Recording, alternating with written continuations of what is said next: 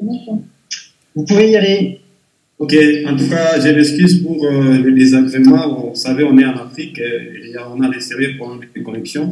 En fait, je vous prends directement, je voudrais exposer sur le type de cancer de la peau que nous, on a dans notre contexte de Kisangani et les résultats des traitements que nous appliquons aussi dans notre contexte. C'est une étude suivant le diapo suivant, c'est une étude qui a été menée à Kisangani par l'équipe que vous voyez affichée sur l'écran. Et vous allez vous rendre compte qu'on a été assisté par un professeur de l'université de Pennsylvanie, donc c'est en tout cas lui qui nous a aidé à faire ça. Vous avez les plans dans les diapos suivants. On peut continuer. Ok. En fait, il se pose un sérieux problème des cancers de la peau chez nous à Kisangani. Kisangani, c'est à l'est de la RDC. Vous savez, la RDC est traversée par la ligne imaginaire qu'on appelle l'équateur, donc le soleil est là. Selon les littératures, on nous dit que souvent les cancers de la peau, c'est souvent après une longue exposition au soleil, mais ça nous a quand même étonné d'avoir chez nous des enfants, comme vous voyez sur l'image, des enfants avec des cancers de la peau, des enfants à l'âge de 7 ans avec des cancers de la peau. Vous allez voir sur la deuxième image, c'est juste pour illustrer le seul moyen thérapeutique que nous avons. Non. Ok, ça va. Le seul moyen thérapeutique que nous avons à Kisangani, et c'est la chirurgie. Heureusement, ça nous donne de très bons résultats, comme vous verrez sur les deux images en bas. Prochain, suivant. Ok, la définition de l'albinisme, nous connaissons, l'incidence en Afrique aussi.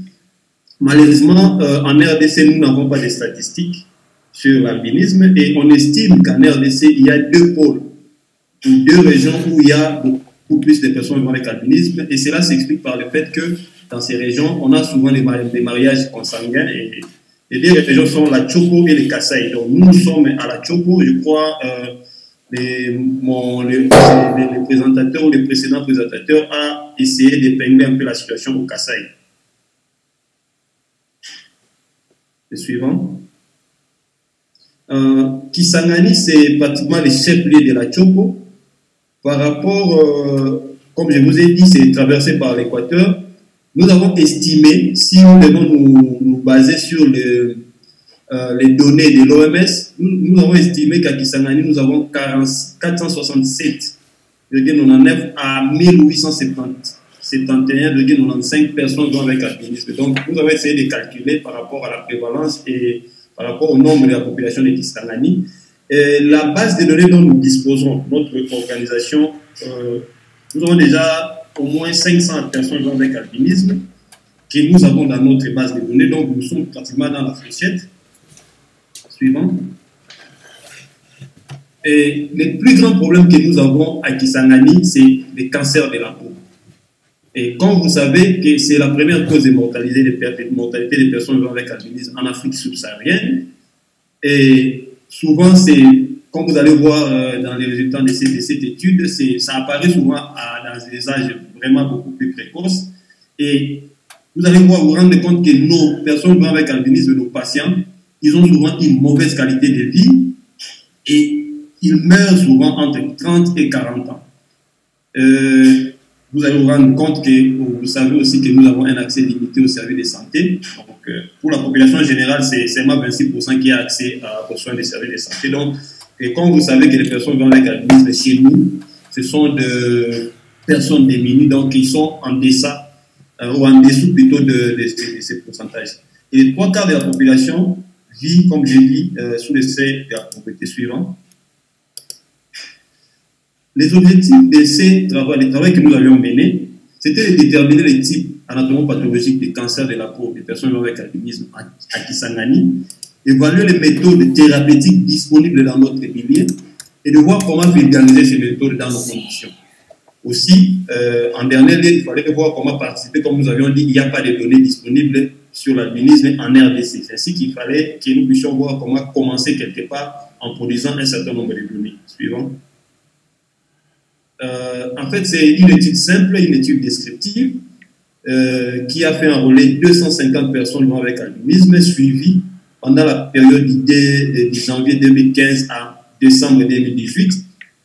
Et l'examen clinique dermatologique complet a été offert aux patients vivant avec albinisme.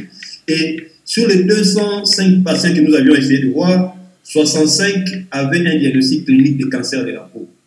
Et dont seulement 22 ont bénéficié d'un examen anatomopathologique.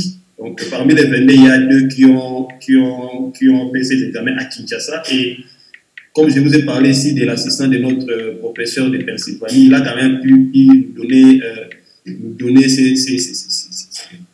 cet avantage-là d'examiner 20 autres échantillons.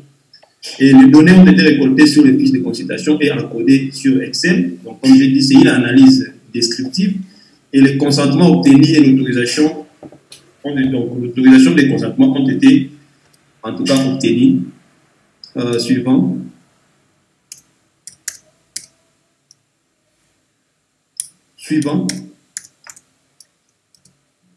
Oui, voici les résultats de notre précédent. Rentrez un peu. Vous pouvez rentrer. Non. Vous pouvez reculer un peu. OK. Donc, sur les 205 personnes avec albinisme, nous allons constater que c'est au moins 75% de nos patients n'ont pas un travail. Donc, ce sont soit des étudiants, soit ce sont des chômeurs, c'est-à-dire à la maison. Et vous allez vous rendre compte que parmi les personnes vivant avec albinisme, il y a 24% qui ont une stigmatisation chez eux à la maison. Donc, pour dire que les familles eux-mêmes ne comprennent pas ou elles-mêmes ne comprennent pas ce que c'est l'albinisme et ils discriminent les patients. Vous voyez pour les conséquences que ça peut avoir sur la prise en charge de ces patients. Vous allez voir que 67% de la population, 67% en tout cas de la population discrimine aussi.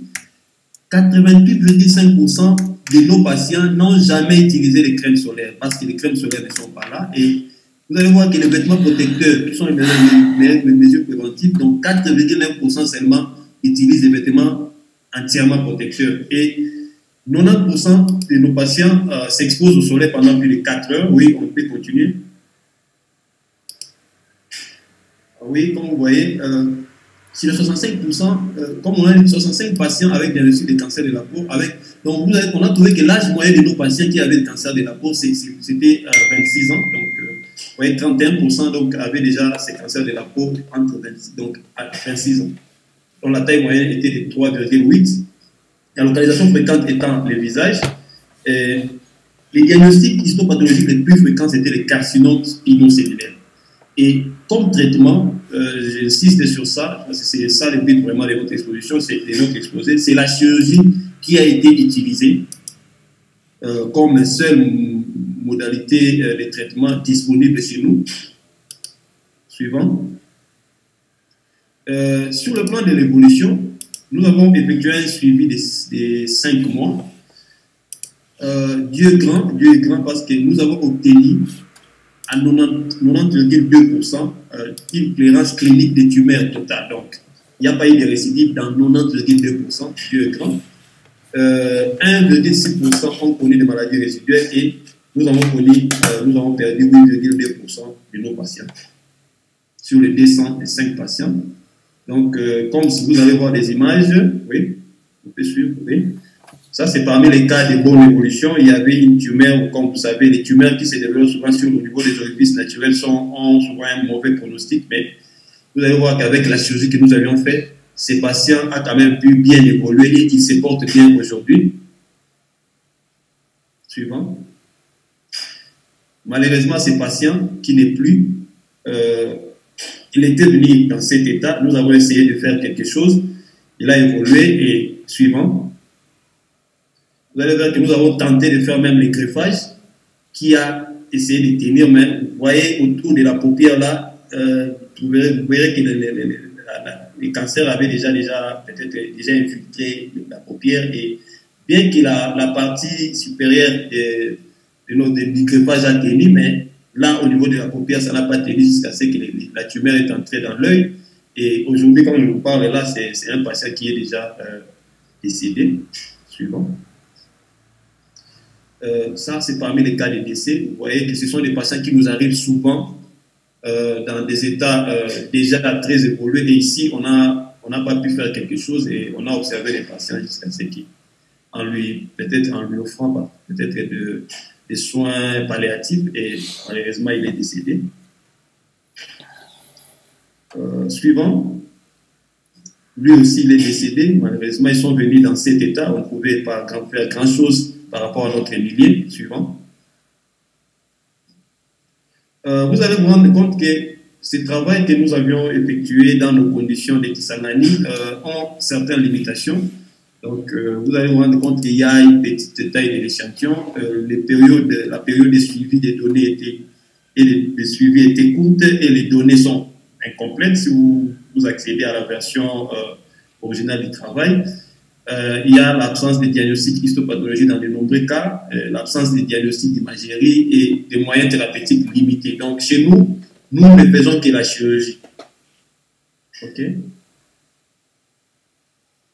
Et nous recommandons par rapport à ce travail et par rapport à nos conditions, nous recommandons ceci, premièrement, suivant. La psychoéducation, c'est-à-dire, nous devons apprendre dans nos conditions en Afrique, voir comment éduquer les familles des personnes vivant avec albinisme. Dès la naissance de l'enfant albinos, éduquer les enfants, éduquer les personnes vivant avec albinisme tout au long de leur vie. Donc, l'éducation, c'est très important sur la prévention et le traitement des cancers de la peau. Oui, suivant. Et nous recommandons aussi la formation des personnes de première ligne. Moi qui vous parle ici, je ne suis pas dermatologue de formation, je suis un médecin généraliste et grâce à une petite formation que j'ai suivie en Tanzanie, ça m'a permis de faire ce que je fais et je pense que si nous essayons de vulgariser en tout cas ou de privilégier la formation des personnels soignants de première ligne, je crois qu'en Afrique, ça peut être une meilleure méthode d'aider la population vivant avec l'albinisme. Troisièmement, suivant, nous devons avoir, parce que ça c'est un problème vraiment qui est général en Afrique, le problème de l'accessibilité aux crèmes solaires. Donc s'il y a moyen, nous devons voir comment rendre accessible les crèmes solaires en Afrique et au Congo, en particulier à Kisangani. Oui. Et la dernière recommandation, vulgariser la télémédecine, c'est très important. Vous voyez, nous sommes la RDC étant un grand pays, avec des moyens de communication et de transport très limités, je pense que la télémédecine pourra être très importante pour nous, comme ça s'est fait, par exemple, au Mali avec la Fondation Pierre Fabre. Je crois que c'est l'un des moyens qui pourrait peut-être nous aider à améliorer la qualité de vie des personnes avec albinisme. Suivant. Et nous devons encourager aussi la recherche sur l'albinisme en Afrique. Donc, vous allez vous rendre compte que chez nous, la recherche, elle est très limitée. Nous sommes plus des cliniciens et nous sommes plus là pour peut-être aider à gérer les conséquences. Nous ne sommes pas vraiment dans la prévention et nous ne sommes pas vraiment là dans le volet. Vous allez voir que nous ne sommes pas vraiment développés sur le plan des diagnostics, sur le plan peut-être de la prise en charge aussi. Mais je pense qu'avec le temps, si vous qui êtes de l'autre côté, vous pouvez voir comment développer aussi la recherche chez nous. Ça pourra nous aider à améliorer, en tout cas, notre façon de prendre en charge les personnes avec albinisme chez nous. Suivant. Donc, en conclusion, en RDC, les personnes avec albinisme connaissent un taux élevé de cancer de la peau. Et ils sont en outre, à part les problèmes médicaux, ils sont en outre confrontés aussi à un certain nombre de défis psychosociaux. Cette étude représente une tentative d'analyse d'une cohorte de patients atteints d'albinisme en RDC et sert aussi à sensibiliser davantage cette population vulnérable et les décideurs des pays et d'ailleurs sur le problème lié à l'albinisme. Je vous remercie. Merci beaucoup pour cette présentation très impressionnante.